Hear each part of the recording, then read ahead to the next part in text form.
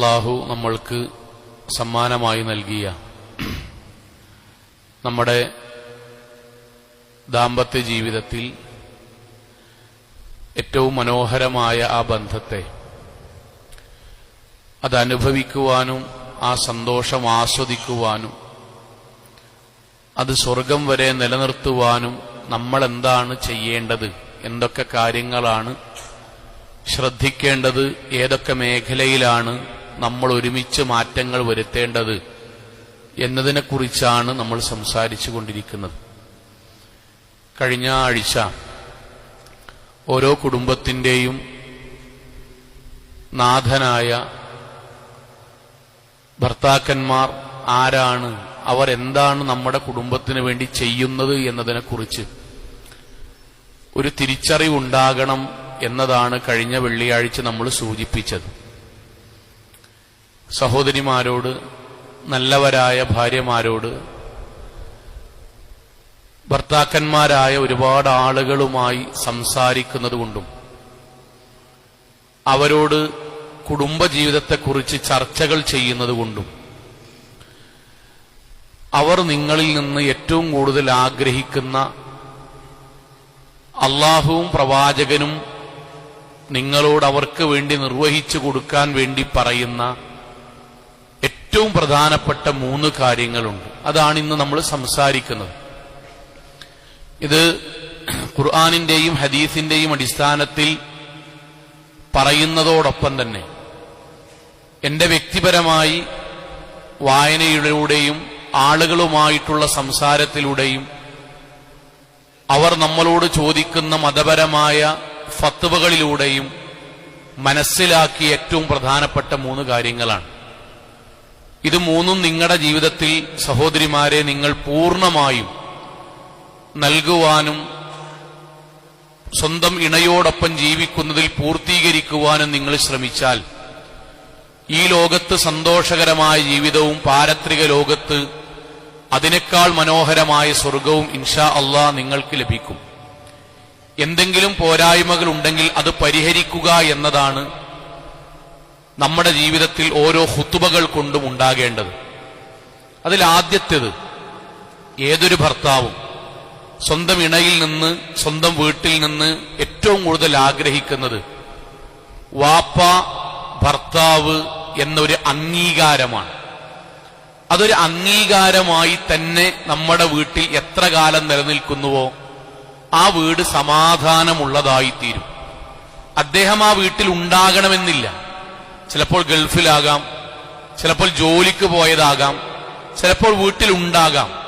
പക്ഷെ ആ വീടിന്റെ നാഥനായ അദ്ദേഹത്തിന് ആ വീട്ടിൽ കുടുംബം നൽകേണ്ട ഒരു പരിഗണനയുണ്ട്, ഒരു പദവിയുണ്ട്. അല്ലാഹ് കൊടുത്തൊരു പദവിയുണ്ട്. ആ പദവി സംരക്ഷിക്കൽ ഒരു ഭാര്യയുടെ, ഒരു ഇണയുടെ കടമയാണ്. അപ്പൊ നമ്മൾക്കറിയാം, ലോകത്തെ ഏതൊരു മനുഷ്യനും ആഗ്രഹിക്കുന്നതാണ് ആദരവും ബഹുമാനവും. പക്ഷേ അള്ളാഹുവിന്റെ സൃഷ്ടിപ്പിൽ ചെറിയൊരു വ്യത്യാസമുണ്ട്. അതെന്താണ്? ഒരു സഹോദരിക്ക്, ഒരു സ്ത്രീക്ക് മനസ്സിൽ സന്തോഷവും സമാധാനവും കൂടുതൽ കിട്ടുക റിലേഷൻഷിപ്പ് ഓറിയന്റഡ് ആയിട്ടുള്ള പെരുമാറ്റത്തിലൂടെയാണ്. സ്നേഹം, കരുതൽ, ശ്രദ്ധ എന്നിവയൊക്കെയാണ് അതിന്റെ അടിസ്ഥാനം. എന്നാൽ പുരുഷന്റേത്, ഇത് ഞാൻ സഹോദരിമാർക്ക് അറിയാൻ വേണ്ടി പറയാൻ, എന്നാൽ പുരുഷന്റേത് അച്ചീവ്മെന്റ് ഓറിയന്റഡാണ്. അഥവാ താൻ നടത്തുന്ന അധ്വാനത്തിന്, താൻ നടത്തുന്ന പരിശ്രമത്തിന് ഒരാൾ അതിനെ പരിഗണിക്കുന്നതിൽ, നല്ലത് പറയുന്നതിൽ, പ്രശംസിക്കുന്നതിൽ മനസ്സിനകത്ത് അങ്ങേയറ്റം ആനന്ദവും ആസ്വാദനവും മനസ്സിൽ അനുഭവിക്കാൻ കഴിയുന്ന പ്രകൃതമാണ് അള്ളാഹു സ്ത്രീയേക്കാൾ കൂടുതൽ പുരുഷന് നൽകിയിട്ടുള്ളത്. അതുകൊണ്ട് തന്നെ ഓരോ ഭർത്താവും തന്റെ ജീവിതത്തിലെ ഏറ്റവും വലിയ അധ്വാനം അയാൾ നിർവഹിക്കുന്നത് വീട്ടിനു വേണ്ടിയാണ്, ഭാര്യക്കും മക്കൾക്കും വേണ്ടിയാണ്. ആ ഭാര്യയിൽ നിന്നും, ആ മക്കളിൽ നിന്നും, ആ വീട്ടിൽ നിന്നും അയാൾ അർഹിക്കുന്ന ഒരു പദവിയും സ്ഥാനവും ലഭിച്ചാൽ അയാളുടെ ജീവിതത്തിലെ, ഈ ദുനിയാവിലെ ജീവിതത്തിൽ അയാൾ സന്തോഷവാനായിത്തീരും. ഖുർആൻ അങ്ങനെ തന്നെയല്ലേ പറഞ്ഞത്? സഹോദരിമാരെ, നമ്മൾക്കറിയുന്ന, ഓരോരുത്തർക്കും അറിയുന്ന ഖുർആനിന്റെ ആയത്താണ് അർരിജാലു ഖവ്വാമൂന അലൻ നിസാ. ചില വിഷയങ്ങളിൽ അള്ളാഹു സഹോദരിമാരെക്കാൾ കൂടുതൽ ഭർത്താക്കന്മാർക്ക് ചില പദവികൾ അള്ളാഹു ചില വിഷയങ്ങളിൽ കൊടുത്തിട്ടുണ്ട്. ബിമാ ഫദ്ദലല്ലാഹു ബഅദുഹും അലാ ബഅദ്. അള്ളാന്റെ വാക്കാണ്. ചില വിഷയങ്ങളിൽ അള്ളാഹു പലർക്കും പലരെക്കാളും ഉയർച്ചയും താഴ്ചയും ഒക്കെ നൽകിയിട്ടുണ്ടല്ലോ.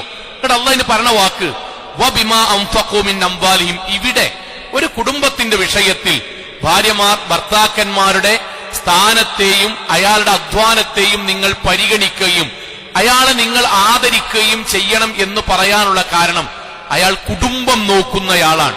അപ്പൊ നമ്മൾ ആലോചിച്ചു നോക്കൂ, രാവിലെ മുതൽ വൈകുന്നേരം വരെ ജോലിക്ക് പോകുന്ന ഒരു ഉപ്പാക്ക് എത്രയോ വർഷം അതേ ജോലി ചെയ്യുമ്പോൾ എത്രയോ മുമ്പ് മടുത്തിട്ടുണ്ടാവുമല്ലോ, ഉറപ്പല്ലേ? ഓരോ തിങ്കളാഴ്ചയും കൂലിപ്പണിക്ക് പോകുന്ന ഒരാൾ തിങ്കളാഴ്ചയായല്ലോ അൽഹംദുലില്ലാ ഇന്നലെ അവധിയായിരുന്നു, ഇന്ന് ഉത്സാഹമായല്ലോ എന്ന് പറഞ്ഞു പോകുന്നവർ ഇല്ല. പക്ഷെ അദ്ദേഹത്തിന് മടിയാണെങ്കിലും ശരീരം തളർന്നാലും അദ്ദേഹത്തിന്റെ പലരും ആ ജോലി ഇട്ടുപോയാലും അയാൾ അത് ചെയ്യാനുള്ള കാരണം നമ്മൾക്കറിയാം. കുടുംബത്തിന് വേണ്ടിയാണ്, മക്കൾക്ക് വേണ്ടിയാണ്, ഭാര്യമാരെ നിങ്ങൾക്ക് വേണ്ടിയാണ്. ഗൾഫ് നാട്ടിൽ നിൽക്കുന്ന ഒരാൾ എന്തിനാ ഗൾഫിൽ പോയി നിൽക്കുന്നത്? നിങ്ങൾ ആലോചിച്ച് നോക്കിൻ. നാട്ടിൽ നടക്കുന്ന ഓരോ കല്യാണവും അദ്ദേഹത്തിന്റെ മനസ്സിൽ എന്തൊരു വിങ്ങലാണ്. നമ്മളൊക്കെ ഗൾഫിൽ പോകുന്ന ആൾക്കാരാണ്. അവിടെ നിൽക്കുന്ന പ്രവാസികളായ ആളുകൾ നാട്ടിലെ എളാപ്പാന്റെ കുട്ടിന്റെ കല്യാണം, നാട്ടിലെല്ലാവരും ഭക്ഷണം വിളമ്പിയതിന്റെ ഫോട്ടോ ഇടുമ്പം മാറി അവിടെ നിന്ന് ളുഹർ ബാങ്ക് കൊടുക്കുമ്പോൾ പള്ളിക്കൊക്കെ പോയി അവിടുന്ന് അള്ളാഹിനോട് കരഞ്ഞ് പ്രാർത്ഥിക്കുന്നതായിട്ട് കാണാം. പോകാൻ കഴിയണില്ലല്ലോ, പൈസ അയച്ചു കൊടുത്തിക്കണ്. നാട്ടിൽ ഉമ്മാക്ക് അസുഖമായാൽ ഇവിടുത്തെ മനുഷ്യന്മാര് വേദനിക്കുന്നേക്കാൾ കൂടുതൽ അവിടെ വേദനിക്കാൻ. നാട്ടിൽ അവനാന്റെ കുട്ടിക്ക് 5ാം ക്ലാസ്സിലെ പൊതുപരീക്ഷയിൽ കുറച്ച് മാർക്ക് അധികം കിട്ടിയിട്ട് മദ്രസയിലെ സദർ മുദരിസര് അവാർഡ് കൊടുക്കുന്നതിന്റെ ഫോട്ടോ ഗൾഫിൽ നിന്നൊരു വാപ്പ കാണുമ്പം ആ വാപ്പാന്റെ മനസ്സ് കൊതിക്കണം എന്താ അറിയോ? ദുബായിൽ നിന്ന്, ഖത്തറിൽ നിന്ന്, ജിദ്ദിയിൽ നിന്ന് കേരളത്തിക്ക് എത്താൻ പറ്റുന്ന 1 മിനിറ്റ് കൊണ്ട് എത്താൻ പറ്റുന്ന ഫ്ലൈറ്റ് ഉണ്ടെങ്കിൽ ഞാൻ പൈസ മുടക്കിന്റെ കുട്ടിനെ വന്ന് ഉമ്മ വെച്ച് തിരിച്ചു പോകാം. സോളെ മനസ്സ് കൊതിക്കണ്ട അയാൾക്ക്. ജീവിതത്തിൽ അയാൾ അതിനു വേണ്ടിയിട്ട് പരിശ്രമിക്കുന്നുണ്ട്. പക്ഷേ അയാൾ നിൽക്കണത് എന്തുകൊണ്ടറിയും? ഉമ്മാരെപ്പാരെ സ്വന്തം ഭാര്യക്കും മക്കൾക്കും വേണ്ടിയിട്ട് നിൽക്കാണ്. അവനാണ് ജീവിക്കാൻ ഗൾഫിലൊന്നും പോണ്ട, നാട്ടിൽ ചെറിയ കൂലിപ്പണിയെടുത്ത് ജീവിച്ചാലും മതി. പക്ഷെ അയാൾ ഈ അധ്വാനിക്കുന്നത് കഷ്ടപ്പെടുന്ന ഓരോരുത്തരും, കൂലിപ്പണി എടുക്കുന്നവരും ഗവൺമെന്റ് ജോലി ചെയ്യുന്നവരും ബിസിനസ് നടത്തുന്നവരും റിസ്ക് എടുക്കുന്നവരൊക്കെ ഭാര്യമാരെ നിങ്ങൾക്കും മക്കൾക്കും വേണ്ടിയിട്ടാണ്. ഒരു മനുഷ്യന്റെ മുന്നിൽ കൈകൾ നീട്ടാത്ത എത്രയോ മനുഷ്യന്മാര് ഇന്ന് കടക്കാരാണ്. ആ കട എന്തിനു വേണ്ടിയിട്ടാണ്? അയാൾക്ക് കോട്ടും സൂട്ടും വാങ്ങാനാ? അല്ല, നമ്മളെ മക്കളെ കല്യാണം നടത്തിയിട്ടായതാണ്, നമ്മുടെ മക്കളുടെ പഠനത്തിന് വേണ്ടിയിട്ടായതാണ്, നമ്മക്ക് ജീവിക്കാൻ വേണ്ടി വീടുണ്ടാക്കിയിട്ടായതാണ്, നമ്മൾ പറഞ്ഞ പലതും വാങ്ങിയിട്ടായതാണ്. അദ്ദേഹത്തിന് നമ്മൾ ബഹുമാനം കൊടുത്തിട്ടില്ലെങ്കിൽ, അള്ള പറഞ്ഞ ബഹുമാനം നമ്മൾ കൊടുത്തിട്ടില്ലെങ്കിൽ, സഹോദരങ്ങളെ, പടച്ചോന്റെയൊക്കെ കുറ്റക്കാരാകൂലെ നമ്മൾ? പടച്ചോന്റെയൊക്കെ കുറ്റക്കാരാകൂലേ? ഞാൻ പറയാറുണ്ടായിരുന്നു, വലിയ ഇരുമ്പിന്റെ കുഴലുകൾ വെൽഡ് ചെയ്യുന്നൊരു സഹോദരൻ, അദ്ദേഹത്തിന്റെ അങ്ങേയറ്റം ശക്തമായ ചൂടത്താണ് അദ്ദേഹം ജോലി ചെയ്യുന്നത്. ആ ജോലിക്കിടയിൽ ഐസിന്റെ ക്യൂബ് ഒരു പ്ലാസ്റ്റിക്കിന്റെ കവറിൽ നിറച്ച് അതുകൊണ്ട് കണ്ണിന്റെ ഭാഗം അദ്ദേഹം ഓരോ 5 സെക്കൻഡോ 10 സെക്കൻഡോ കൂടുമ്പോ അങ്ങനെ വെക്കാണ്, തണുപ്പിക്കാണ്. എന്തേ ഇത് ചെയ്യണമെന്ന് ചോദിച്ചപ്പോ അദ്ദേഹം പറഞ്ഞ വാക്കെന്താ അറിയോ? കണ്ണ് ചൂടാകുകയാണ്. അപ്പൊ ഈ ജോലി ചെയ്താൽ നിങ്ങളുടെ കണ്ണിന്റെ കാഴ്ചശക്തി, അദ്ദേഹം പറഞ്ഞ വാക്കെന്താ? ഡോക്ടറെ ഞാൻ കണ്ടു, ഡോക്ടർ പറഞ്ഞത് ഈ ജോലി നിങ്ങൾ ചെയ്യുകയാണെങ്കിൽ 4-5 കൊല്ലം കൊണ്ട് നിങ്ങളെ കണ്ണിന്റെ കാഴ്ചശക്തി കുറഞ്ഞു തുടങ്ങും, 5-8 കൊല്ലാകുമ്പോഴേക്കും പകുതിയാകും. സ്വാഭാവികമായിട്ട് നിങ്ങൾ ആലോചിച്ച് നോക്കിൻ, ഒരു മനുഷ്യന്റെ കയ്യിന്റെ വിരല് പോണ പോലെയല്ല കണ്ണിന്റെ കാഴ്ച എന്ന് പറയുന്നത്. കാഴ്ച ശക്തി പോയാൽ, അപ്പൊ അദ്ദേഹം പറഞ്ഞ വാക്കെന്താ അറിയോ? എനിക്കറിയതിന്റെ ഗൗരവം, എന്നാലും ഇതിന് അത്യാവശ്യം നല്ല പൈസയാണ്. ഞാൻ ഒരു 5-8 കൊല്ലം ഈ ജോലി ചെയ്താൽ എന്റെ കണ്ണിന്റെ കാഴ്ചശക്തി കുറച്ച് കുറഞ്ഞാലും എന്റെ പെണ്ണുങ്ങൾക്കും കുട്ടിയാക്കും, അതുകൊണ്ട് റാഹത്തായി ജീവിക്കാൻ പറ്റുമല്ലോ. ഞാൻ അവരെയല്ലേ മൗലവി പരിഗണിക്കേണ്ടത്?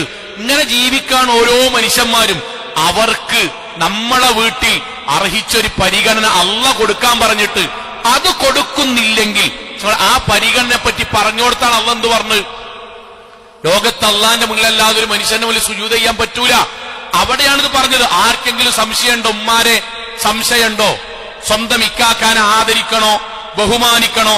ഇന്റെ അത്ര പൈസ അല്ല, ഇന്റെ ബാപ്പാന്റെയും എന്റെ ആങ്ങളമാരത്ര അദ്ദേഹത്തിന് പൈസ അല്ല, ആൾക്കാർക്കിടയിൽ സ്ഥാനമില്ല, ഞാൻ അദ്ദേഹത്തെ ആദരിക്കണോ എന്ന് ചോദിക്കണോലെ മുന്നിലാണ് റസൂൽ സല്ലല്ലാഹു അലൈഹി വസല്ലം പറഞ്ഞ് ലൗ കുൻതു ആമിറൻ, അള്ളാഹുവിന്റെ വാക്കാണ്, ഞാൻ എങ്ങാനും കൽപ്പിച്ചിരുന്നുവെങ്കിൽ അഹദൻ അൻ യസ്ജുദ ലി അഹദിൻ ലഅമർതു അൽ മർഅതു അൻ തസ്ജുദ ലി സൗജിഹാ, ഭർത്താവിന്റെ മുന്നിൽ സുജൂദ് ചെയ്യാൻ പറയുമായിരുന്നു ആദരവിന്റെ ഭാഗമായിട്ട്. പക്ഷെ ഇസ്ലാമിൽ പാടില്ല. ഈ പറഞ്ഞത് എന്തിനാണ് സഹോദരിമാരെ? ഇത് നമ്മളെ വീട്ടിൽ ഉണ്ടാകണം. അത് ഉണ്ടാകുമ്പോഴേ നിസ്കാരം സ്വീകരിക്കുള്ളൂ. അതുണ്ടാകുമ്പോഴേ മർഅത്തുൻ സ്വാലിഹ ആകുള്ളൂ. അതുണ്ടാകുമ്പോഴേ ഉമ്മാരെ നിങ്ങളുടെ പെൺകുട്ടിക്ക് പടച്ചോന്റെ ഒക്കെ ബർക്കത്ത് ഉണ്ടാവുള്ളൂ. ഇത് നമ്മളെ വീട്ടിൽ തിരിച്ചറിയാതെ പോകുകയാണ്. വേണമെങ്കിൽ നോക്കിയാ മതി, വേണമെങ്കിൽ നല്ലപോലെ വർത്താനം പറഞ്ഞാൽ മതി, ഞാനും മൂപ്പരൊക്കെ ഒരേപോലെ തന്നെയല്ലേ. അല്ല, അങ്ങനെയല്ല ദീൻ പഠിപ്പിക്കുന്നത്. പരസ്പരം ആദരവുണ്ടാവണം, ബഹുമാനം ഉണ്ടാവണം. ഇക്കാക്കാനെ ആ വീടിന്റെ ഏറ്റവും വലിയ കൈകാര്യകർത്താവായിട്ട് ഉമ്മമാർ ആ വീട്ടിൽ പഠിപ്പിക്കണം. ഇല്ലെങ്കിൽ പ്രശ്നം എന്താ? ആ വീട്ടിൽ 2-3 ആൾക്കാരുണ്ടാവും. അവനാന്റെ കാക്കാനോട് തർക്കിച്ച് എതിരഭിപ്രായം പറഞ്ഞ് കച്ചറുണ്ടാക്കി തെറ്റിപ്പോണൊരു പെരയാണെങ്കിൽ അവിടെ നിങ്ങൾ മാത്രമല്ല പ്രശ്നം ഉണ്ടാകുക. എന്താ ഉണ്ടാകുക അറിയോ? ഒന്ന്, നിങ്ങളോട് അതുപോലെ തർക്കിക്കുന്ന, നിങ്ങളെ ആദരിക്കാത്ത, നിങ്ങളെ ബഹുമാനിക്കാത്ത, നിങ്ങളെ ചീത്ത പറയണ മക്കളെയും അതേ പേരിൽ അന്നുണ്ടാക്കും.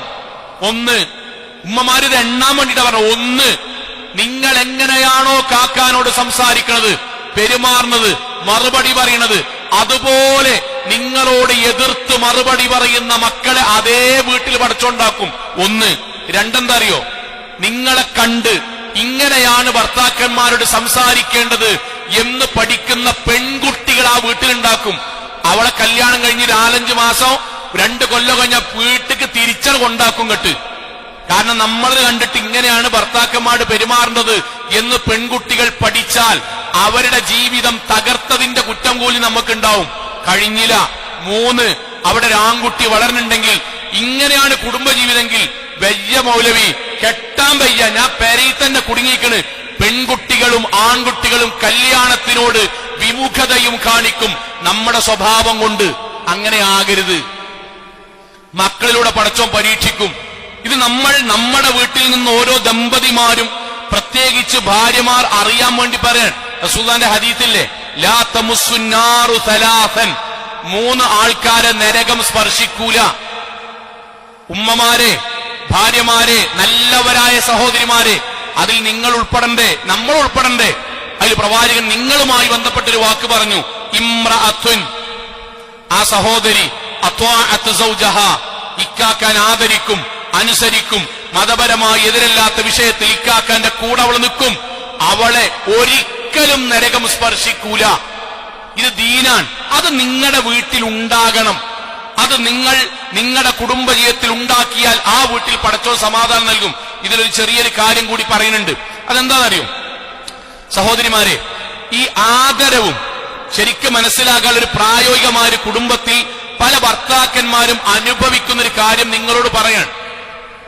പലപ്പോഴും നിങ്ങൾ കരുതിക്കൂട്ടി ചെയ്യാത്ത ചില കാര്യങ്ങൾ കൊണ്ട് കുടുംബത്തിൽ ഛിദ്രത ഉണ്ടായിപ്പോണുണ്ട്. അതെന്താണെന്നറിയോ? ഇപ്പൊ ഭർത്താവ് എന്നുള്ളത് നിങ്ങളുടെ ജീവിതത്തിൽ ഏറ്റവും കൂടുതൽ സ്വാതന്ത്ര്യമുള്ള ആളാണ്. സഹോദരിമാര് ശ്രദ്ധിക്കണ്ടോ? നിങ്ങളുടെ ജീവിതത്തിൽ ഏറ്റവും സ്വാതന്ത്ര്യമുള്ള ഒരാളാണ് ഭർത്താവ്. എന്തും പറയാവുന്ന, രസങ്ങൾ പറയാവുന്ന, എന്തും സങ്കടങ്ങൾ പറയാവുന്ന ഒരാളാണ്. അതേപോലെ നിങ്ങൾ ഏറ്റവും കൂടുതൽ ആദരിക്കേണ്ട ആളുമാണ്. ഈ സ്വാതന്ത്ര്യത്തിന്റെയും ആദരവിന്റെയും ഇടയിലുള്ള ആ നൂൽപ്പാലമുണ്ടല്ലോ, അത് പൊട്ടിയാൽ കഴിഞ്ഞു. അത് പൊട്ടിയാൽ കഴിഞ്ഞു. ഈ അടുത്തൊരു സൈക്കോളജിസ്റ്റ്, ഇസ്ലാമിക് സൈക്കോളജിസ്റ്റ് ആണ്. അദ്ദേഹത്തിന്റെ വീട്ടിൽ ഒരു കുടുംബ പ്രശ്നവുമായി വന്ന ഒരാളുടെ അനുഭവം പറഞ്ഞ അദ്ദേഹം എന്താ പറഞ്ഞറിയോ? ഭാര്യ ഭർത്താവിനെയും കൊണ്ടുവന്നു. വന്നിട്ട് പറഞ്ഞു, ഞങ്ങൾ 2 പേരും 10 കൊല്ലമായിട്ട് നല്ല ദാമ്പത്യ ജീവിതമാണ്, ഭയങ്കരമായി പരസ്പരം സഹകരിച്ച് നബി പറഞ്ഞ പോലെ ജീവിക്കാൻ. പക്ഷെ ഇപ്പൊ 2 കൊല്ലമായിട്ട് ഇക്കാക്ക പഴയ പോലെ അല്ല, സഹകരിക്കുന്നില്ല. അദ്ദേഹം ഭർത്താവിനോട് സംസാരിക്കാൻ ഭർത്താവിനോട് ചോദിച്ചു, ഇത് തന്നെയാണോ? അദ്ദേഹം പറഞ്ഞു, ഭാര്യ പറഞ്ഞത് ഓക്കെയാണ്, ഞാൻ 10 കൊല്ലം ഞാനോട് നല്ല ബന്ധത്തിലാണ്, കഴിഞ്ഞ 2 കൊല്ലമായിട്ട് ആ ബന്ധമില്ല. എന്തേന്ന് ചോദിച്ചു. അതിനാ സഹോദരൻ പറഞ്ഞ മറുപടി ഞാൻ ഇവിടെ ഇരിക്കുന്ന ഓരോ നല്ലവരായ സഹോദരിമാരോടും പറയാൻ. ചിലപ്പോൾ നിങ്ങൾ അങ്ങനെ ചിന്തിച്ചിട്ടുണ്ടാവില്ല. സ്വാതന്ത്ര്യം അറിയാതെ ഒരാളോട്, ഭർത്താവിനോട് അയാളെ അഭിമാനം ക്ഷതപ്പെടുത്തുന്ന വാക്കോ ആദരവിന് ഭംഗം വരുന്ന വാക്കോ പെരുമാറ്റത്തിലോ സംസാരത്തിലോ ഉണ്ടായാൽ ആണുങ്ങളും എല്ലാം ഇവിടുന്ന് പോകും. ഇത് നമ്മൾ അറിയണം. അദ്ദേഹം എന്ന വാക്കെന്തറിയോ? മൗലവി, അദ്ദേഹത്തോട് പറയണം, സർ ഞാൻ വീട്ടിലത്തെ ജോലിയൊക്കെ ചെയ്യും, അവരുടെ കൂടെ കൂടും, ഞങ്ങൾക്ക് രസമാണ്. ഞാൻ സാധാരണ ഭക്ഷണം കഴിഞ്ഞാൽ ഞങ്ങൾ ഒന്നിച്ച് പാത്രം കഴുകും, ഡ്രസ്സിന്റെ കാര്യങ്ങളൊക്കെ ഞങ്ങൾ ഒന്നിച്ച് ചെയ്യും. എനിക്ക് സന്തോഷമാണ്. അന്നൊക്കെ അവളിക്കാക്ക അവിടെ ഡ്രസ്സുണ്ട്, ഒന്ന് എടുക്കുമോന്ന് എന്നോട് ചോദിച്ചിരുന്നു. ശരിക്കും കേൾക്കാൻ കേട്ടോ. ആ ഡോറൊന്ന് പൂട്ടോന്ന് എന്നോട് ചോദിച്ചിരുന്നത്. ഞാന് മഴ പെയ്യുന്നുണ്ട്, ആ ഡ്രസ്സൊന്ന് എടുക്കാൻ കഴിയോ, നിങ്ങൾ സിറ്റ് ഔട്ടിലാണെങ്കിൽ വേണ്ടട്ടോന്ന് എന്നോട് പറഞ്ഞേ. പക്ഷേ അതിന്റെ ഇടയ്ക്കൊരു തവണ അവളിനോട് ആ പാത്രം എടുക്കിട്ടോ, ആ ഡോറ് പൂട്ടിട്ടോ, മഴയാണ് ആ പെയ്യുന്നത്, ഡ്രസ്സ് ഞാനും കൊണ്ടുവരാനല്ലോ എന്നവളിനോട് ഒരു തവണ പറഞ്ഞു. അപ്പന്റെ മനസ്സിൽ തോന്നി, പടച്ചോനെ ആദരവ് പോയി തുടങ്ങിയല്ലോ, ഇതിവിടെ സ്റ്റോപ്പായിട്ടില്ലെങ്കിൽ ബാക്കി മക്കളിലൂടെ പകരുമല്ലോ. ഞാൻ ഉറച്ചു വിശ്വസിക്കുന്നു, ഒരിക്കലും ഒരു ഭാര്യ അങ്ങനെ കരുതിയിട്ട് പറയില്ല. പക്ഷെ അത് നിങ്ങൾ തിരിച്ചറിയണം. എന്താ വ്യത്യാസം എന്ന് പറയാം. ഞാൻ അധ്യാപകനാണ്. ഞാൻ ക്ലാസ് കൂടെ അങ്ങനെ പോകുമ്പം ഒരു കുട്ടിന്റെ പേന വീണ് കിടക്കുന്നുണ്ട്. സ്വാഭാവികമായിട്ട് ഞാൻ കുമ്പിട്ടിട്ട് ആ പേന എടുത്താണ്ട് ആ കുട്ടിക്ക് കൊടുക്കും. പിറ്റേ ദിവസം വേറെ കുട്ടിന്റെ പെൻസിൽ വീണ് കിടക്കുമ്പം സ്വാഭാവികമായിട്ട് അത് വീണ്ടും ആ പെൻസിൽ എടുത്താണ്ട് ആ കുട്ടിക്ക് കൊടുക്കും. മൂന്നാം ദിവസം പോകുമ്പം ഒരു പേന വീണക്കുമ്പോ അതേ കുട്ടി അതൊന്ന് എടുത്താ എന്നോട് പറഞ്ഞാൽ അതോടുകൂടി പേന എടുത്തു കൊടുക്കുന്നതും പെൻസിൽ എടുത്തു കൊടുക്കുന്നതും ഒരാൾ നിർത്തും. കാരണം അവിടെ ബഹുമാനത്തിന്റെ അതിർവരമ്പ് പൊട്ടി. ഇതെന്തിനാ സഹോദരിമാർ പറഞ്ഞോ? റസൂൽ സല്ലല്ലാഹു അലൈഹി വസല്ലം ഓട്ട മത്സരം നടത്തി എന്ന് പറയുമ്പം ആണുങ്ങൾ നെഞ്ചത്ത് വെച്ച് മൗലവി അതൊന്നും ഇവിടെ പറയല്ലേ എന്ന് പറയാൻ കാരണം എന്താ അറിയോ? റസൂലിനെ ചെയ്തത് കേൾക്കാൻ ഇഷ്ടമല്ലാത്തോണ്ടല്ല. പ്രവാചകൻ ഭാര്യമാരെ സഹായിച്ചിരുന്നു എന്നുള്ള ഹദീസ് പറയുമ്പം ഇക്കാക്കമാര് മൗലവി അതൊക്കെ പാടവിടുന്ന് പറഞ്ഞു കൂട്ടല്ലിട്ടോ എന്ന് പറയുന്നത് നിങ്ങളോടുള്ള ഇഷ്ടക്കേടുകൊണ്ടല്ല. അതെല്ലാം കേട്ടിട്ട് വീട്ടിൽ പോയിട്ട് അതനുസരിച്ച് കൂടിയാൽ നിലവിൽ പറയുന്നതിൽ നിന്നും ആദരവിൽ നിന്നും ബഹുമാനം അറിഞ്ഞോ അറിയാതെയോ കുറയുന്ന പെരുമാറ്റമോ സംസാരമോ നിങ്ങളുടെ ജീവിതത്തിൽ നിന്ന് ഉണ്ടായി തുടങ്ങുന്നു. അപ്പൊ അവരെന്ത് തീരുമാനിക്കാറ്? ഏത് ബാപ്പിയും ഏത് അധ്യാപകനും തീരുമാനിക്കുന്ന കാര്യമാണ്. ബാപ്പിയും മകനും ഭയങ്കര കമ്പനിയാണ്. കമ്പനിയായിട്ട് ഇങ്ങനെ സ്വാഭാവികമായിട്ട് നല്ല കമ്പനിയായി ആളുകൾക്കിടയിൽ നിന്ന് മകന് വാപ്പാനോട് പറയാൻ പറ്റാത്ത ആദരവിന് നിരക്കാത്തൊരു വാക്ക് പറഞ്ഞാൽ അപ്പൊ വാപ്പൻ തയ്യാറിയോ മകനുമായിട്ടുള്ള അത്തരം ചങ്ങാത്തം നിർത്തും. കാരണം ആ ചങ്ങാത്തം ഉണ്ടായതുകൊണ്ടാണ് ആദരവിനെതിരായ വാക്ക് വന്ന്. ഇത് സഹോദരിമാര് ശ്രദ്ധിക്കണം. കാരണം പിശാച് അവിടെ ഇടപെടും. നിങ്ങൾ പോലും ചിന്തിക്കാതെ സംസാരത്തിൽ വന്ന അബദ്ധങ്ങൾ കൊണ്ട് കുടുംബം പൊട്ടിക്കും. ശൈത്താൻ പറഞ്ഞ വാക്കെന്തറിയോ? മാ യുഫർരിഖൂന ബിഹി ബൈനൽ മർഇ വസൗജി. ശൈത്താൻ ആദ്യം ശ്രമിക്കുക ഭാര്യന്റെയും ഭർത്താവിന്റെ ഇടയിൽ ഫിത്തന ഉണ്ടാക്കി കുടുംബം പൊട്ടിക്കാനാണ്. അതിന് കാരണമുണ്ടാക്കുന്ന വാക്ക് പറയരുത്, ആജ്ഞാപിക്കരുത്, അഭിമാനത്തിന് ക്ഷതം വരുത്തുന്ന വാക്ക് പറയരുത്.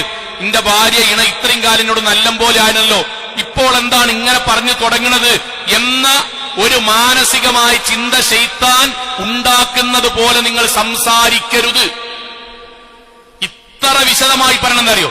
ഇത് കുടുംബത്തിൽ നടക്കുന്നതുകൊണ്ടാണ്. പ്രവാചകൻ സ്വല്ലല്ലാഹു അലൈഹി വസല്ലം അടുക്കലേക്ക് ഒരു പെൺകുട്ടി വന്നില്ലേ, നബിയെ എന്റെ കല്യാണം ഉറപ്പിച്ചു, എന്താണ് ഞാൻ എന്റെ അക്കാക്കാരോട് ചെയ്യേണ്ടത്? പ്രവാചകൻ സ്വല്ലല്ലാഹു അലൈഹി വസല്ലം അങ്ങോട്ട് ചോദിക്കാട്ടോ, ഫകൈഫ അൻതി ലഹു. ചോദ്യം, നീ എങ്ങനെയാണ് അദ്ദേഹത്തോട് പെരുമാറുന്നത്? നമ്മുടെ നാട്ടില് ഡിഗ്രിക്ക് പഠിക്കുന്ന കുട്ടിനോട് കല്യാണം കഴിഞ്ഞാൽ നബി ഉണ്ടെങ്കിൽ നബി ചോദ്യം ചോദിക്കും, ഫകൈഫ അൻതി ലഹു, എടി ഇക്കാക്കാനോട് ഈ എങ്ങനെ പെരുമാറുന്നത്? ഖാലത്ത്, അവൾ പറഞ്ഞു, മാ ആലൂഹു ഇല്ലാ മാ അഅ്ജസ്തു അൻഹു.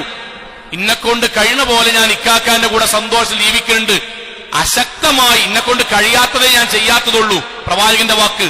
ഫൻദുരി ഐന അൻതി മിൻ. എപ്പോഴും ശ്രദ്ധിക്കണട്ടോ മോളെ, നല്ല പോലെ ആണ് കേട്ടോ. എന്ത് നോക്ക്, നിനക്ക് ചെയ്യാൻ പറ്റുന്ന എല്ലാ കാര്യം അദ്ദേഹത്തിന് ചെയ്തു കൊടുക്കണട്ടോ. അയാളുടെ മനസ്സിൽ നീ എങ്ങനെയാണ് എന്നത് എപ്പോഴും സന്തോഷവാനായി അദ്ദേഹത്തെ നീ ആക്കണം കേട്ടോ. ഫഇന്നമാ ഹുവ ജന്നതുകി വനാറുകി. ഇതാണ് ബേസ്. ഇക്കാക്കയാണ് നിന്റെ സ്വർഗം, ഇക്കാക്കയാണ് നിന്റെ നരകം. ഇത് വീട്ടിൽ ഒരു സഹോദരിയുടെ ജീവിതത്തിന്റെ അടിസ്ഥാന സ്ലോഗനാണ്.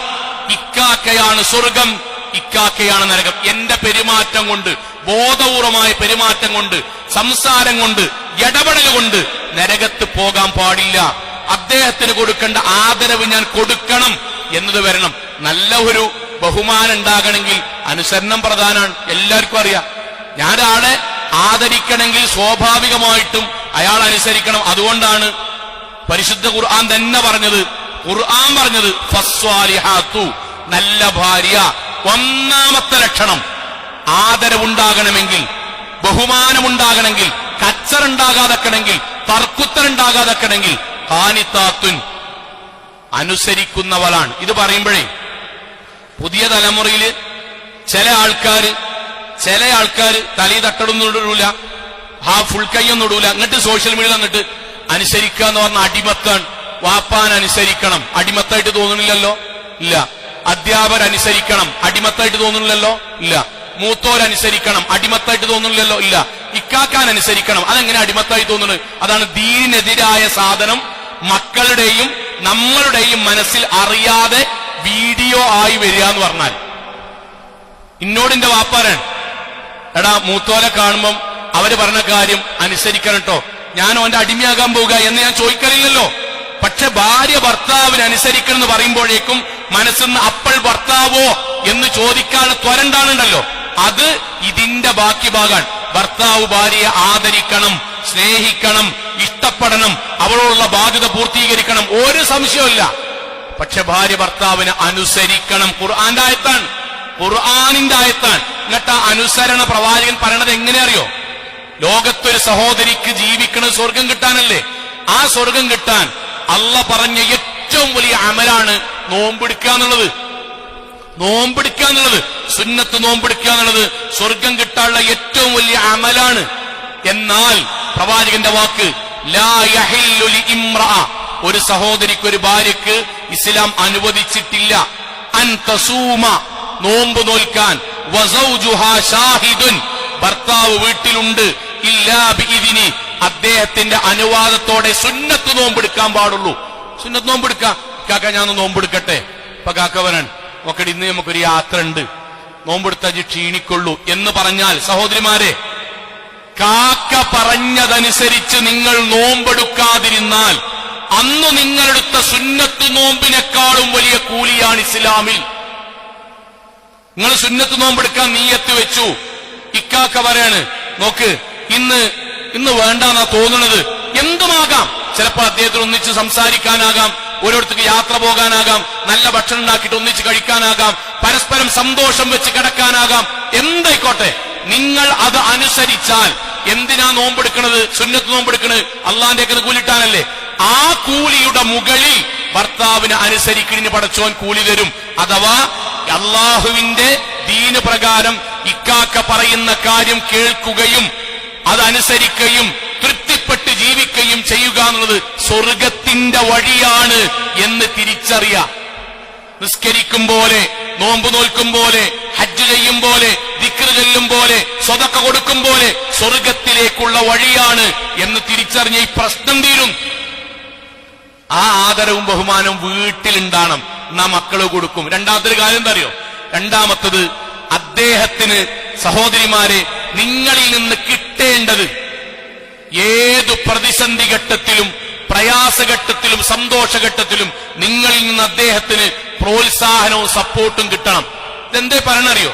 ഏതൊരു മനുഷ്യന്റെ ജീവിതത്തിലും 2-3 കാലഘട്ടം വരും. പൈസ ഉണ്ടാകും, ചിലപ്പോൾ അത് പോകും. ഗൾഫിന് നല്ല ജോലിയാവും, നിർത്തി വന്നു, ചിലപ്പോ വീണ്ടും പോണ്ടി വരും. ചിലപ്പോൾ മകന് വിചാരിച്ച ജോലി കിട്ടിയെന്ന് വിചാരിച്ച് നിൽക്കുമ്പോഴാകും അത് നഷ്ടപ്പെടുക. വീട് നല്ല വീട്ടിൽ നിന്ന് ചിലപ്പോ വാടക വീട്ടിൽ പോണ്ടി വരും. ഇതിനനുസരിച്ച് നാട്ടിലത്തെ ആൾക്കാരിൽ വ്യത്യാസം ഉണ്ടാവും.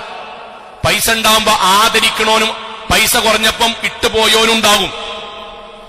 നല്ല കാറിൽ അങ്ങാടി കൂടെ വന്നപ്പം നമ്മളെ മുന്നിൽ ആദരിച്ചു നിന്നാൻ കാറ് മാറി ബൈക്കായപ്പോ നമ്മളെ മൈൻഡ് ചെയ്യാത്ത അവസ്ഥ ഉണ്ടാകും. നമുക്ക് പൈസ നഷ്ടപ്പെട്ടു പോയാൽ എന്തേനോനൊക്കെ പൈസ ഉണ്ടായപ്പോഴുള്ള അവസ്ഥ കിബുറും കാട്ടിനും നടക്കാന്ന് കള്ളത്തരം പറയുന്നുണ്ടാവും. സഹോദരിമാരെ, നിങ്ങൾ നിങ്ങളുടെ ഇക്കാക്കാന്റെ വിഷയത്തിൽ നാട്ടുകാരെ പോലെ അല്ല, അയലോക്കക്കാരെ പോലെയല്ല. ഫഅഖദ്ന മിൻകും മീസാഖൻ ഗലീള, നിങ്ങൾ പരസ്പരം അസ്വാജുകളാണ്, ഇണകളാണ്. നിങ്ങൾക്കിടയിൽ മവദ്ദത്തും റഹ്മത്തുമാണ്. നിങ്ങൾക്കിടയിൽ അള്ള വെച്ച ബലിഷ്ഠമായ കരാറാണ്. നിങ്ങൾ നാട്ടാരെ പോലെ അങ്ങാടിക്കാരെ പോലെ അല്ല നിങ്ങൾ കണ്ടത്. നിങ്ങൾ അള്ളാഹുവിന്റെ ഹലാലായ മാർഗത്തിൽ ഇക്കാക്കാന്റെ കൂടെ നിങ്ങൾ ഏത് കാലഘട്ടത്തിൽ നിൽക്കണം, ഏത് കാലഘട്ടം, അപ്പോഴാണ് നല്ല ഇണയാകുക. അതിനാണ് പ്രവാചകൻ സല്ലല്ലാഹു അലൈഹി വസല്ലമയുടെ ഭാര്യ ഖദീജ റളിയല്ലാഹു അൻഹയെ പോലെ ഒരാൾ ഭാര്യയാവുക. ഒരു സഹോദരി ഭാര്യയാവുക എന്ന് പറയാ. പ്രവാചകനെ വഹി കിട്ടാൻ വേണ്ടി മലക്ക് മുകളിലേക്ക് പോയി സൗർ ഗുഹയിലിരുന്ന് മലക്ക് വന്ന് ഇഖ്റ ചൊല്ലിക്കൊടുത്ത് മാ അന ബിഖാരിൻ, കോതാൻ അറിയില്ല എന്ന് പറഞ്ഞു. അണച്ചു ചേർത്ത് പിടിച്ചു. പേടിച്ച് 3 തവണ പിടിച്ചവസാനം പേടിച്ച് വിറച്ച് വീട്ടിലേക്ക് ഓടി വന്നു നബി സല്ലല്ലാഹു അലൈഹി വസല്ലം. ഉടനെ നബി എന്താ, സമ്മിലൂനി യാ ഖദീജ, ഖദീജ പുതപ്പിച്ചു കൊണ്ടാന്ന് പറഞ്ഞു. നമുക്കറിയട്ടോ ഖദീജ റളിയല്ലാഹു അൻഹ എവിടുന്നാ വരുന്നതെന്ന് ചോദിച്ചില്ല. നിങ്ങൾ എന്തേ ഓടി വരുന്നെന്ന് ചോദിച്ചില്ല. പുതപ്പിച്ചെന്നാണ് റസൂൽ സല്ലല്ലാഹു അലൈഹി വസല്ലം കടത്തി. ഭാര്യമാര് മനസ്സിൽ കണ്ടോളൂ, ഓടിക്കതച്ച് പ്രയാസപ്പെട്ട് ടെൻഷനടിച്ച് വെപ്രാളപ്പെട്ട് വരുന്ന ഒരാളെ ലോകത്തിന്റെ നേതാവിന്റെ ഭാര്യ നമ്മുടെ ഉമ്മ എന്താ ചെയ്തത്? ഒച്ചുണ്ടാക്കിയില്ല, നാട്ടാരെ വിളിച്ചില്ല, പെങ്ങന്മാരെ വിളിച്ചറിയിച്ചില്ല, മണ്ഡ്യരോ എന്ന് പറഞ്ഞില്ല, എന്താ പടച്ചോനെ ഇയാൾക്ക് പറ്റിയതെന്ന് പറഞ്ഞില്ല. പിന്നീട് അങ്ങാടിക്ക് ഇറങ്ങാൻ പറ്റാത്ത വിധം നാട്ടിൽ മുഴുവൻ നീക്കുമ്പോഴേക്കും അയലോക്കക്കാർ മുഴുവൻ വിളിച്ചൂട്ടിയില്ല. ഒന്നും ചെയ്തില്ല. ഇക്കാക്ക പുതച്ചേരാൻ വേണ്ടി പറഞ്ഞു, കടത്തി പുതപ്പിട്ടെടുത്തു. നന്നായി ഉറങ്ങി എഴുന്നേറ്റിന് ശേഷം എന്തേ പറ്റിയതെന്ന് ചോദിച്ചു. പ്രവാചകൻ സല്ലല്ലാഹു അലൈഹി വസല്ലം മുഴുവൻ കാര്യം പറഞ്ഞു. അടുത്ത വാക്കെന്താ അറിയോ? ഒന്നാമത്തെ വാക്ക് കല്ലാ, നിങ്ങൾ പേടിക്കണ്ടട്ടോ, വല്ലാഹി അല്ലാഹയാണേ സത്യം, മാ യുഖ്സീകല്ലാഹു അബദാ, അല്ലാഹ് നിങ്ങൾ ഒരിക്കലും കൈവിടൂലട്ടോ. ഇക്കാക്കങ്ങൾ അല്ലാഹ് ഒരിക്കലും കൈവിടൂല. എന്നിട്ട് എണ്ണാൻ നിങ്ങൾ പാവപ്പെട്ടവന് ഭക്ഷണം കൊടുക്കണ ആളല്ലേ, പിന്നെ എങ്ങനെ അല്ലാഹ് നിങ്ങളെ കൊടുക്കുക? നിങ്ങൾ യത്തീം മക്കളെ നോക്കുന്ന ആളല്ലേ, അല്ലാഹ് എങ്ങനെ നിങ്ങളെ കൊടുക്കുക? നിങ്ങൾ കുടുംബ ബന്ധം പോറ്റുന്ന ആളല്ലേ, അല്ലാഹ് എങ്ങനെ നിങ്ങളെ കൊടുക്കുക? കഷ്ടപ്പെടുന്നവരെ നിങ്ങൾ പരിഗണിക്കുന്ന ആളല്ലേ, അല്ലാഹ് നിങ്ങൾ എങ്ങനെ കൊടുക്കുക? ഇനി പരിഹാര എന്താ കണ്ടത്? മലക്കനെ കണ്ടത് അങ്ങനെയാണോ? നമ്മളെ കുടുംബത്തിലുള്ള വറഖത്ത് ബിൻ നൗഫൽ കിതാബ് അറിയുന്ന ആളാ, നമുക്ക് പോയോക്കാം. ആ വാചകത്തുമുള്ള നബി സല്ലല്ലാഹു അലൈഹി വസല്ലം പറഞ്ഞത്, ഇന്റെ ലോകത്ത് ഖദീജയേക്കാൾ നല്ല ഒരു ഇണ എനിക്ക് ഉണ്ടായിട്ടില്ല. ആയിഷ ബിബി ചോദിച്ചില്ലേ റളിയല്ലാഹു അൻഹ, എന്തിനാ നബിയെ, പ്രായമുള്ള ആളല്ലേ ഖദീജ, എന്നിട്ട് എന്തേ നിങ്ങൾക്ക് ഖദീജ ബിബിന് ഇഷ്ടം? അതിന് നബി പറഞ്ഞ വാക്ക് ഓരോ ഭാര്യമാരുടെയും നെഞ്ചത്തുണ്ടാകണം. നബി 3 കാര്യം പറഞ്ഞു, 2-3-4 കാര്യം പറഞ്ഞു. നമ്മളിവിടെ പറഞ്ഞ 3 കാര്യമാണ്. ഒന്ന്, ലാ വല്ലാഹി മാ അബ്ദലനി അല്ലാഹു ഖൈറൻ മിൻഹാ, അവളെക്കാളും നല്ലൊരു ഇണയെ അല്ലാഹ് എനിക്ക് തന്നിട്ടില്ല. ഫാത്തിമ, ആയിഷ, ഖദീജയേക്കാൾ നല്ല ഒരു ഇണയെ അല്ലാഹ് എനിക്ക് തന്നിട്ടില്ല. നിങ്ങളൊക്കെ എനിക്ക് ഇഷ്ടാണ്, പക്ഷെ ഖദീജയുടെ അത്ര ആരുമില്ല. എന്തുകൊണ്ട്? നബി പറയട്ടോ. ഒന്ന്, ആമനതു ബി ഇദാ കഫറന്നാസ്, നാട്ടുകാർ മുഴുവനും ധിക്കരിച്ചപ്പോൾ ഖദീജ എന്നിൽ വിശ്വസിച്ചു. നാട്ടുകാർ മൊത്തം എനിക്കെതിരായിരുന്നു, അപ്പം എന്റെ ഭാര്യ എന്റെ കൂടെ ഉണ്ടായി. വസദ്ദഖ്തനി ഇദാ കദ്ദബനി അന്നാസ്, നാട്ടുകാർ മുഴുവൻ എന്നെ കള്ളൻ എന്ന് വിളിച്ച് എന്നെ കദ്ദാബാക്കിയപ്പോൾ ഞാൻ സത്യസന്ധനാണ് എന്ന് പറഞ്ഞ് എന്റെ കൂടെ അവളെന്റെ കൂടെ നിന്നു, എന്റെ ഇണ എന്റെ കൂടെ നിന്നു. എനിക്കത് മതിയായിരുന്നു. വവാസത്തനി ലിമാ ഇത് ഹറമനി അന്നാസ്, ആൾക്കാർ മുഴുവൻ എന്നെ പട്ടിണിക്കിട്ട് ബഹിഷ്കരിച്ച് പൈസ തരാതെ മുടക്കിയപ്പം കയ്യിലുള്ള സമ്പത്ത് കൊണ്ട് എന്നെ മൂടി ഇസ്ലാമിന് വേണ്ടിയും ജീവിതത്തിന് വേണ്ടിയും പൈസ ചെലവഴിച്ചത് എന്റെ ഭാര്യയാണ്. ആ ഖദീജയാണ് എന്റെ ജീവിതത്തിലെ ഏറ്റവും വലിയ ഇഷ്ടക്കാരി എന്ന് പ്രവാചകൻ പറഞ്ഞത് അതുകൊണ്ടാണ്. നാട്ടുകാർ മുഴുവൻ കൂടെണ്ടാകുമ്പം ഒന്നിച്ചിക്കണ ആളല്ല ഭാര്യ, അല്ല. ഭർത്താവ് ഗൾഫിലല്ല, പൈസ ഉണ്ടാവും, നാട്ടുകൂടെ ചെത്തിപ്പൊളിച്ചിങ്ങനെ പോകാൻ വണ്ടി ഉണ്ടാവട്ടോ. മൂപ്പരവിടുന്ന് ജോലി കഴിഞ്ഞിട്ട് നാട്ടിൽ വരുമ്പോ നിങ്ങൾ എന്തേ പോകുന്നത്? നിങ്ങൾ ഇങ്ങോട്ട് പോന്നിട്ട് ഞങ്ങൾ ഇവിടെ എന്താ കാട്ടുക? അത് ചോദിക്കാൻ സോങ്ങൾ. എന്തിനാണ് ഒരു ഭാര്യ ഒരു ഇക്കാക്കാനോട് ജോലി കഴിഞ്ഞ് അല്ലെങ്കിൽ ജീവിതത്തിൽ കട്ടപ്പാട് നരമ്പ് പൊന്തി തളരുമ്പം, അല്ല നിങ്ങളിപ്പോ ഇങ്ങനെ ഈ കടത്തം കടന്ന ഞങ്ങൾ എന്താ കാട്ടുക? അങ്ങനെയല്ല കാക്ക, എന്താ നമ്മൾക്ക് എന്തെങ്കിലും ചെയ്യാൻ പറ്റും? ഞാൻ ഇന്ന് ജോലിക്ക് പോകണോ, അത് നമുക്കൊരു അസുഖം മാറും വരെ വേറെ എന്തെങ്കിലും ചെയ്യണോ? അത് പരിഹരിക്കാനുള്ള ഒരു ഭാര്യ. അത് നിങ്ങൾ ചോദിച്ചാൽ ഒരു ഇക്കാക്കാന്റെ മനസ്സ് മാതി, അയാൾ സംതൃപ്തിയോടുകൂടി ഏറ്റെടുക്കും. പക്ഷെ അത് ചോദിക്കാന്നുള്ളതാണ് ഏറ്റവും പ്രധാനമായ വാക്ക്. ഒരു ഭാഗം കൂടി ഒറ്റ കാര്യം കൂടി പറയാൻ.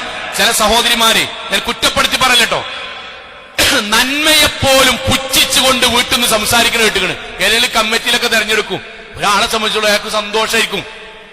അയാളെ വീട്ടിൽ വന്നിട്ട് ഞാൻ പള്ളി കമ്മിറ്റി അല്ലെങ്കിൽ മദ്രസ കമ്മിറ്റി അല്ലെങ്കിൽ വേറെ എന്തെങ്കിലും ആയിക്കോട്ടെ, നാട്ടിലെ രാഷ്ട്രീയം, ക്ലബ്ബ്, എന്തെങ്കിലും PTA കമ്മിറ്റിയിൽ തെരഞ്ഞെടുത്തു.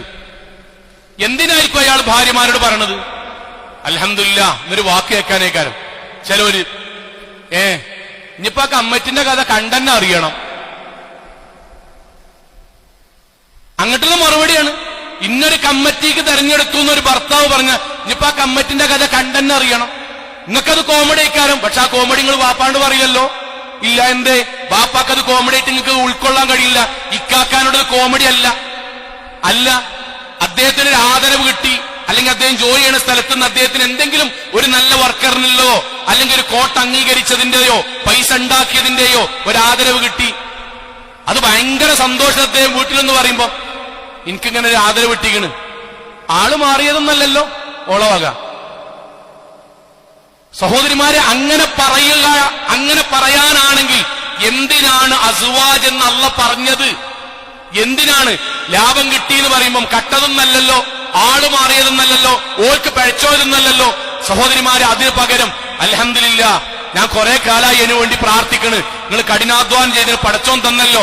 മക്കളെ ഫോൺ വിളിച്ചിട്ടാണ് നിങ്ങൾ പറഞ്ഞത്, ബാപ്പാക്കേ അൽഹംദുലില്ലാ പുതിയൊരു കമ്മിറ്റിയിലൊക്കെ ആയിട്ടുണ്ട് കേട്ടോ, അൽഹംദുലില്ലാ നിങ്ങൾ പ്രാർത്ഥിച്ചല്ലോ, ബാപ്പാക്കേ പുതിയ കുറച്ച് ലാഭത്തിന്റെ പൈസ കിട്ടിക്കണം കേട്ടോ, അൽഹംദുലില്ലാ എന്ന് പറഞ്ഞാൽ അദ്ദേഹത്തിന്റെ മനസ്സിൽ നിങ്ങളോട് ചിലപ്പോൾ പ്രകടിപ്പിക്കാത്ത ഒരു തണുത്ത വെള്ളം ഇങ്ങനെ കിനിഞ്ഞു ഉറ്റും. അതിന്റെ പേരാണ് ദാമ്പത്യം, അതിന്റെ പേരാണ് ഇഷ്ടം, അതിന്റെ പേരാണ് മവദ്ദത്ത്, അതിന്റെ പേരാണ് റഹ്മത്ത്, അതിന്റെ പേരാണ് ഖുർറത്തു ഐൻ. അത് അനുഭവിക്കാൻ നമ്മൾ അദ്ദേഹത്തെ പരിഗണിക്കുക, ആദരിക്കുക, സ്നേഹിക്കുക.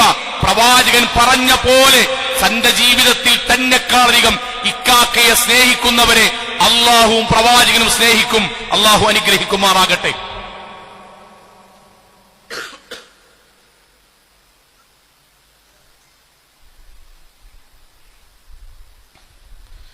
അൽഹംദുലില്ലാഹ് വസ്സലാത്തു വസ്സലാമു അലാ റസൂലില്ലാഹ് വഅലാ ആലിഹി വസഹ്ബിഹി അജ്മഈൻ. അമ്മാ ബഅദ്. തഖ്വല്ലാഹ് ഇബാദല്ലാഹ്.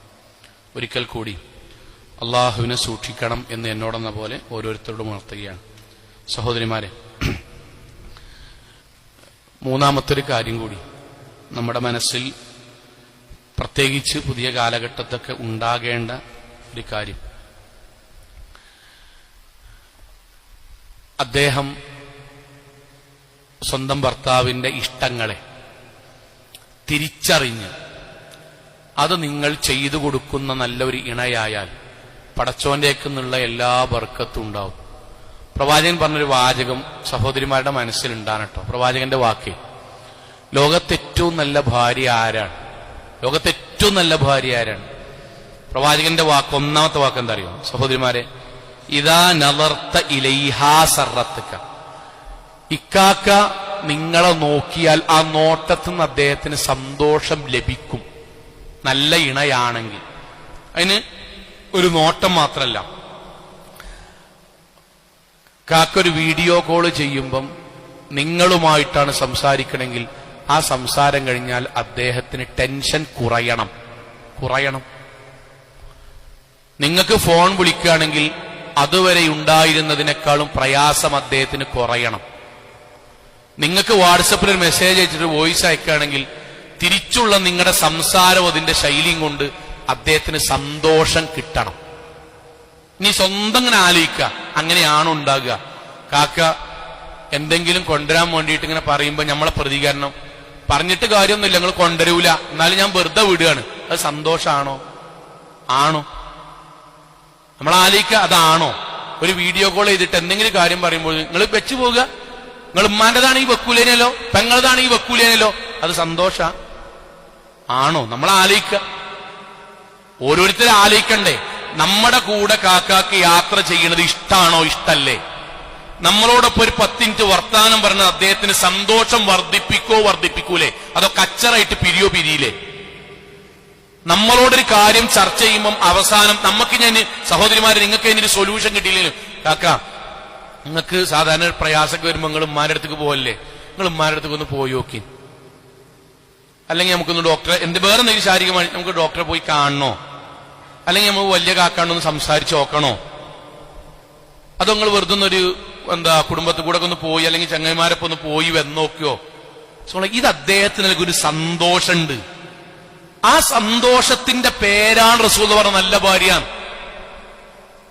അദ്ദേഹത്തിന് ഏതൊരു മനുഷ്യനും ജീവിതവുമായിട്ട് ബന്ധപ്പെട്ട ചെറിയ ചില ഇഷ്ടങ്ങൾ ഉണ്ടാവും. നേരത്തെ കഴിഞ്ഞ ഖുതുബ പറഞ്ഞ ചിലർക്ക് പന്തളിയിരിക്കും, ചിലർക്ക് മീൻ പിടിക്കണേക്കാരം, ചിലപ്പോ യാത്രക്കാരം. അതിനെങ്ങനെ തടസ്സപ്പെടുത്തി നിങ്ങൾ പോയ ഞങ്ങൾ ഫുള്ള് ചങ്ങായിമാരേക്കാരം, നിങ്ങൾ പോയ ഞങ്ങൾ ഫുള്ള് കുടുംബക്കാരേക്കാരം, നിങ്ങൾ പോയ ഫുള്ള് പുറത്തേക്കാരം. അല്ല, അതിനനുവദിച്ചുകൊണ്ട് സ്നേഹിക്കാന്നുള്ള പ്രധാനം. അപ്പൊ ഒരു ഭർത്താവ് നിങ്ങളുടെ കൂടെ ഉണ്ടാവും, അനുവദിച്ചുകൊണ്ട് സ്നേഹിക്കാൻ വേണ്ടിയേ. അതാണ് റസൂൽ സല്ലല്ലാഹു അലൈഹി വസല്ലം പറഞ്ഞത്, ജീവിതത്തിൽ നിങ്ങൾ അവർക്ക് കൺകുളിർമയാകണം. ഒരൊറ്റ സംഭവം പറയട്ടെ, ഇസ്ലാമിയത്തിൽ 2 സംഭവങ്ങൾ പറയാം, നമ്മൾ മനസ്സിൽ ഓർക്കുവാൻ സഹോദരിമാരെ. 2 സംഭവം. ഒന്ന്, നമ്മുടെ പ്രവാചകന്റെ മകൾ ഫാത്തിമ റളിയല്ലാഹു അൻഹ ഭർത്താവ് അലി റളിയല്ലാഹു അൻഹുവിനോട് 2-3 റിപ്പോർട്ടുണ്ട്. ഒന്നിൽ തേനാണ്, മറ്റൊന്നിൽ കാരക്കയാണ്. എന്തുമാകട്ടെ, ഒരു ഭക്ഷണ വസ്തു, കാരക്ക പറയാം. കാരക്ക വേണമെന്ന് ഇക്കാക്കാണ്ട് പറഞ്ഞു. കുറെ കാലത്തിന് ശേഷം പറഞ്ഞാണ്.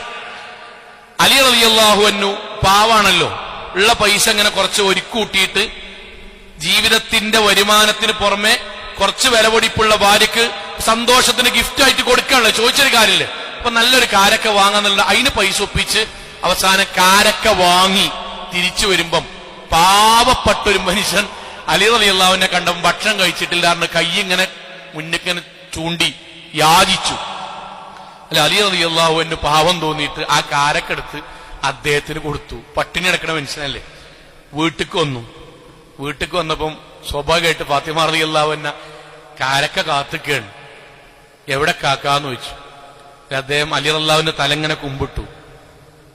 എന്തേ പറ്റിയെന്ന് ചോദിച്ചു. അദ്ദേഹം ഇങ്ങനെ പറഞ്ഞു, ഞാൻ കാരക്ക വാങ്ങിയനി ഫാത്തിമ, പോകുന്ന വഴിക്കൊരു സാധു മനുഷ്യങ്ങനെ കൈ നീട്ടിയപ്പം നമുക്ക് എന്തെങ്കിലും കഴിക്കാണ്ടല്ലോ, അയാൾ ഒന്നും കഴിച്ചിട്ടില്ല എന്ന് പറഞ്ഞപ്പോ ഞാൻ ആ കാരക്കെടുത്ത് കൊടുത്തു. നമ്മളെ കാത്തുനിന്ന് ആഗ്രഹിച്ചൊരു ഗിഫ്റ്റായിട്ട് ഭർത്താവ് വരികയാണ്. അതാണ് മറ്റൊരാൾക്ക് കൊടുത്ത്. ഫാത്തിമ റളിയല്ലാഹു അൻഹ അലി റളിയല്ലാഹുവിന്റെ കൈ കൊടുത്തിട്ട് പറഞ്ഞ വാക്കെന്താ പറയുക, ചിരിച്ചിട്ട് ഒറ്റ വാക്ക്, ലാബേഴ്സ്, അത് സാരല്ല കേട്ടോ, ലാബേഴ്സ്, അത് സാരല്ല, മാ ഫഅൽത ഇല്ലാ ഖൈർ, നിങ്ങൾ നന്മയല്ലാതെ ഒന്നും ചെയ്യൂല എന്ന് എനിക്കറിയാം.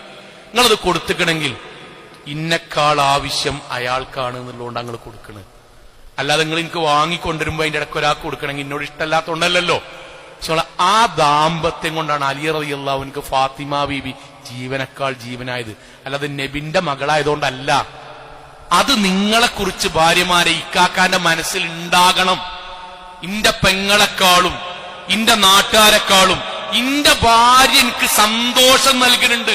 വീട്ടിൽ പോയാൽ ഫോൺ ചെയ്താൽ അവളൊപ്പം യാത്ര എനിക്ക് റാഹത്ത് കിട്ടുന്നുണ്ട് എന്ന് മനസ്സിലുണ്ടായാൽ അയാൾക്ക് നിങ്ങളല്ലാതെ മറ്റൊന്നും ഉണ്ടാകൂല. ഒരു സംഭവം കൂടി പറയാം, ഞാനിത് മനസ്സിൽ നിൽക്കാനാ പറയണത്. താബിഈകളിൽപ്പെട്ട വ്യക്തിയാണ് ത്വൽഹ റളിയല്ലാഹു അൻഹു. സഹാബാക്കളിൽപ്പെട്ട ത്വൽഹ റളിയല്ലാഹു അൻഹു അല്ലട്ടോ, താബിഈകളിൽപ്പെട്ട ത്വൽഹ റളിയല്ലാഹു അൻഹു. അദ്ദേഹത്തിന്റെ ഭാര്യ അദ്ദേഹത്തോട് സ്വർണ്ണാഭരണം, അന്നത്തെ ചെറിയ സ്വർണ്ണാഭരണം ചോദിച്ചു. അപ്പൊ ത്വൽഹ റളിയല്ലാഹു അൻഹു പാവാണ്, ഇതേപോലെ ഒരുമിച്ച് കൂട്ടിയാണ് കുറച്ച് സ്വർണ്ണാഭരണം വാങ്ങിക്കൊടുത്തു. വാങ്ങി അവർ ഭക്ഷണം കഴിച്ച് രാത്രി സന്തോഷം പങ്കുവെച്ചുറങ്ങി. പിറ്റേ ദിവസം നോക്കുമ്പം ഭാര്യയുടെ ശരീരത്തിൽ ആ ആഭരണങ്ങൾ കാണുന്നില്ല. ത്വൽഹ റളിയല്ലാഹു അൻഹു ഭാര്യനോട് ചോദിച്ചു, അല്ല ഇത് ഭയങ്കര പൂതി വെച്ചിട്ട് ചോദിച്ച ആഭരണല്ലേ അത്, ഒറ്റീസം കൊണ്ട് എനിക്ക് മടുത്തോ, എന്തെനിക്ക് പറ്റായിക വന്നോ?